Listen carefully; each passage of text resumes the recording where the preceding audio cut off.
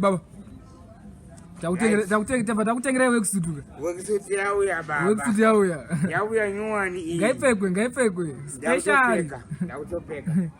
Wekusutu ngayo yebasa. Ndakutopeka iyi. Kana mchoro wabasa kwete wabasa wakapfeka Jordan. Aiwa. Wakapfeka jinhu rakanaka chichayo sikuzi unofana kupfeka wekusutu. Zvakuitika zvakanaka. Ko mudhara inongopindira pamusoro ipapo. Muri mutrauzi mo nebhutsi dzacho mo. Pamusoro petrauzi. Ndizvo. Bake. Fashion police. Ya, koma kuda.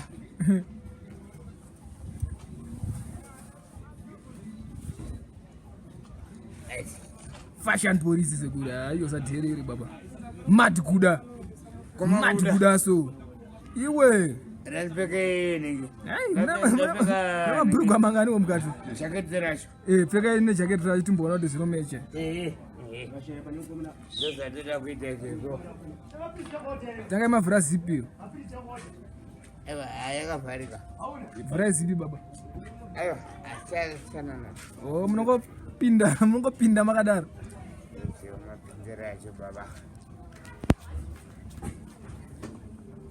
Ya. Kantakuro yedu project yedu abrema unazopinda makadaya mwaro wekusutu. Baba, takupinda machena chaiwo. Anenge ari machena.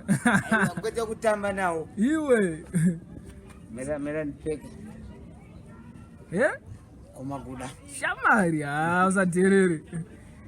usaterere shamari una mwana wako. Koma kuda. Nyasotode mashure. Nyasokuzuma. Smart baba. Ndoita mkoma kuda. Smart baba. Rachirwa mpana Clinton. Ya. Ndozanitirawo. Ndokuti ndisenzesewo. Kaka ikusha basa kule. Ndipo hembe dzebasa. Ndedzebasa idzi. Kure hembe zaunopfeka. Andi senzese hembe dzako zaunopfeka dzedze. Senzesa hembe dzebasa. Izi ndo hembe dzebasa. Andengera hembe dzebasa. Agona mpana wo. Smart edu aya mama aya. Aiwa aende nawo kubasa. Aiwa aende kuchechi. Izi ndo zebasa izi. Uchienda kumunda kwako uchipinda kana muchikwere waiziva. Mazviona manje kaka. Ndozi basa. Aiwa, ndazviona mukoma.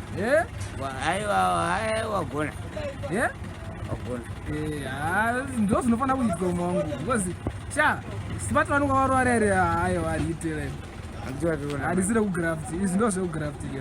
Wazviona zvekubasa manje kaka. Zizvo. Hati kumutora. Masibai. Kutora ndese kubi. Saka boka kuda. Machena mdara. Kuta.